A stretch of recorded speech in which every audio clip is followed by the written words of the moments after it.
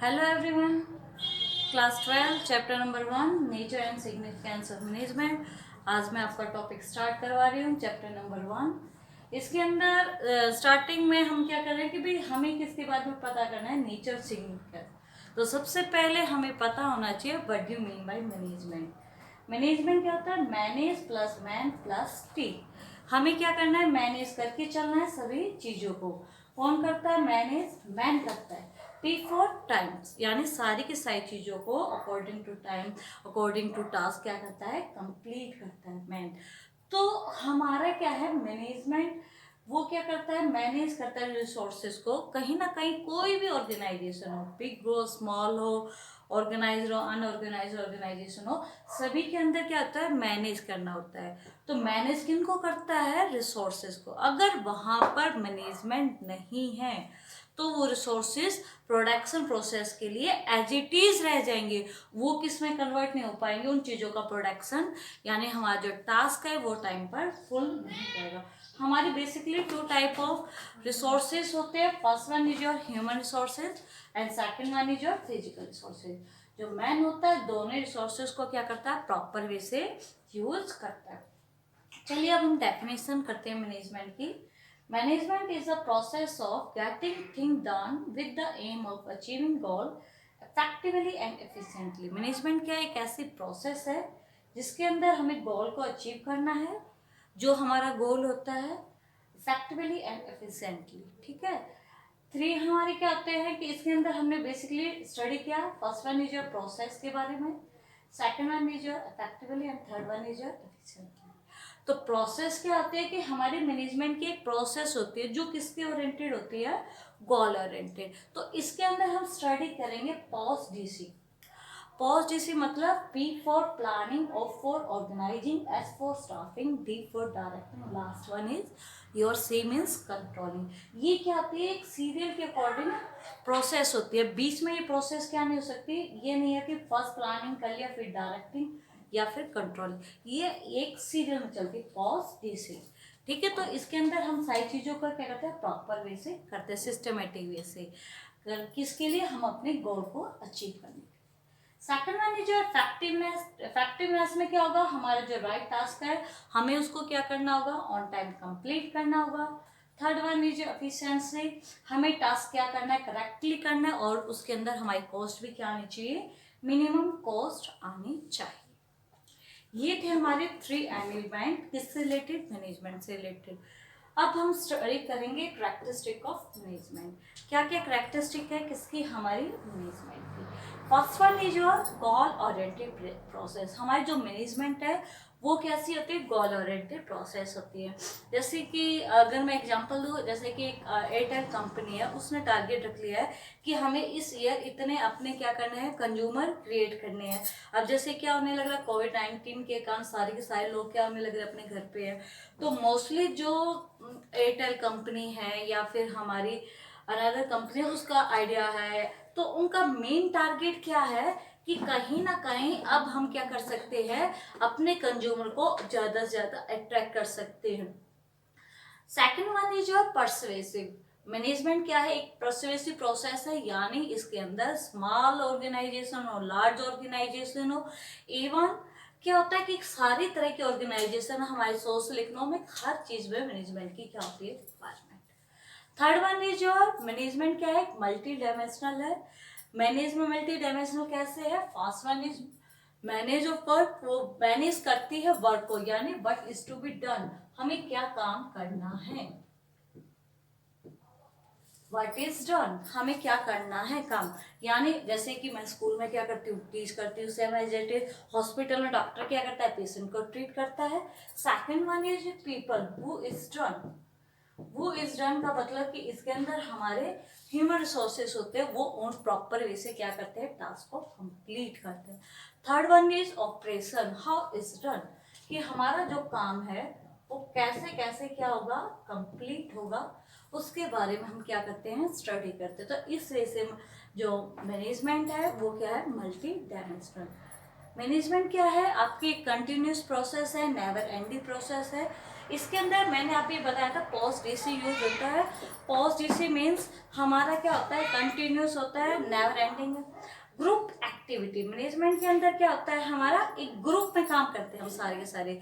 यानी आप किसी ऑर्गेनाइजेशन में काम कर रहे हो तो अलग अलग मेंबर है, वो सारे के सारे अपना अपना काम कर रहे हैं, लेकिन उन सारों का काम कहीं ना कहीं मेन क्या है? ग्रुप में काम कर रहे हैं, वो अपने टारगेट को अचीव करें। डायनेमिक प्रोसेस क्या होता है कि टाइम के अकॉर्डिंग चेंज होते हैं। जैसे कि पहले हम क्या कर रहे थे, स्कूल के अंदर स्टडी करवा रहे थे, अब क्या होने लग रहे हैं? कोविड-19 के कारण सारे के सारे घर के अंदर है, तो हम क्या करवाने लग रहे हैं? ऑनलाइन स्टडी कर रहे हैं। तो ये इस तरीके से मैनेजमेंट भी क्या होती है? डायनेमिक फंक्शन होता है, जिसके अंदर जैसे ऑर्गेनाइज कंपनी वगैरह भी कह रही है अपने एम्प्लॉयज को कि आपको घर बैठ के क्या करना है? वर्क करना है। तो वो क्या है? एक इफेक्टिव वे से मैनेजमेंट।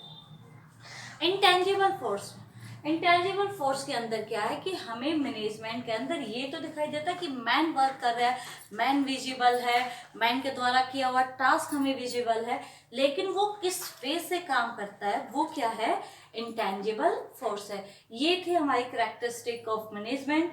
अब हम स्टडी करेंगे ऑब्जेक्टिव ऑफ मैनेजमेंट। तो हम स्टडी करेंगे ऑब्जेक्टिव ऑफ मैनेजमेंट के साथ साथ हम स्टडी करेंगे इंपॉर्टेंस ऑफ मैनेजमेंट। अब हम उसके बाद स्टडी करें इंपॉर्टेंस ऑब्जेक्टिव। दोनों ऑब्जेक्टिव के अंदर क्या है? सबसे पहले हम क्या करेंगे? स्टडी करेंगे मैनेजमेंट के अंदर ऑर्गेनाइजेशन ऑब्जेक्टिव कि एक ऑर्गेनाइजेशन का क्या ऑब्जेक्टिव होता है, ऑर्गेनाइजेशन किस ऑब्जेक्टिव को लेकर चलते हैं। सबसे पहले क्या है? सर्वाइव। एक ऑर्गेनाइजेशन को, एक बिजनेस को कहीं ना कहीं सबसे पहले क्या करना पड़ता है? सर्वाइव करना पड़ता है।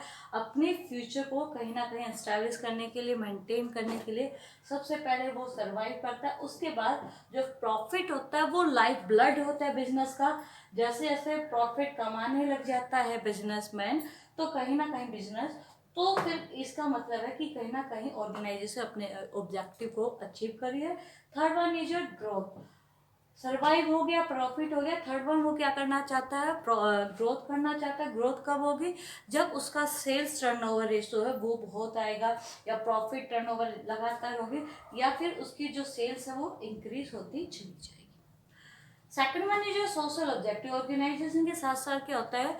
सोशल ऑब्जेक्टिव भी अचीव करना चाहते हैं। सोशल ऑब्जेक्टिव के अंदर बेसिकली क्या होता है कि हम सोसाइटी के अंदर जो लोग हमारे यहाँ पर काम कर रहे हैं उनको भी ध्यान रखें।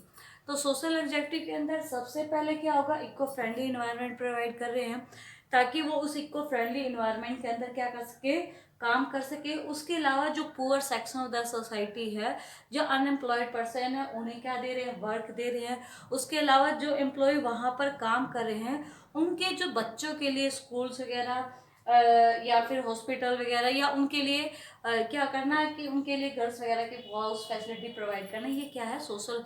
जो बड़ी बड़ी इंडस्ट्रियलिस्ट हैं जैसे कि टाटा है, या फिर आपकी उसके अलावा बिरला है या रिलायंस इंडस्ट्री, ऐसे अपने सोशल ऑब्जेक्टिव के नाम पर बहुत इंपॉर्टेंट रोल प्ले करें। पर्सनल ऑब्जेक्टिव के अंदर क्या होता है कि हमारा पर्सनल भी, जो ऑर्गेनाइजेशन में कोई भी एम्प्लॉय काम करता है वो अपना पर्सनल भी देखता है। तो सबसे पहले रिक्वायरमेंट क्या होती है? फाइनेंशियल नीड, कि उसे क्या जो काम मिल रहा है उसके रिगार्डिंग उसको फाइनेंशियल रुपए मिल रहे हैं, नहीं मिल रहे हैं। सोशल ऑब्जेक्टिव, उसके जो साथ में काम करने वाले वर्कर है, पीयर, उनके साथ कैसा है। तो वो सारे के सारे किसके अंदर आते हैं? आपके पर्सनल ऑब्जेक्टिव के अंदर।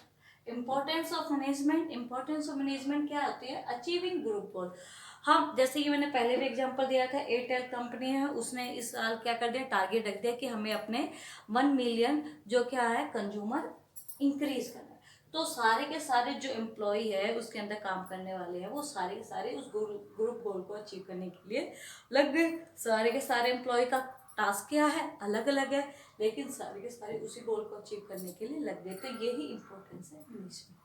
Increase efficiency. जब आपको एक टास्क दिया जाता है और बार बार आप उस टास्क को करते हो तो उससे आपकी क्या हो जाती है? एफिशिएंसी इंक्रीज हो जाती है। डायनेमिक ऑर्गेनाइजेशन, जैसे कि मैंने आपको एग्जांपल दिया था, पहले ऑफलाइन स्टडी होती थी, अब ऑनलाइन स्टडी होने लग रही है। या फिर जैसे कि मैकडोनल्ड, आप कंपनी का भी एग्जांपल ले सकते हो, उसने अपना प्रोडक्ट को सभी कंट्री में, अदर्स कंट्री में लाने के लिए क्या किया, उसके अंदर अपना मेन्यू को चेंज कर दिया। तो ये डायनेमिक ऑर्गेनाइजेशन का ऑब्जेक्ट। अचीविंग पर्सनल ऑब्जेक्टिव, सारे के सारे क्या करने लग रहे हैं, अपना अचीव करने लग रहे हैं, किसको, पर्सनल ऑब्जेक्टिव को।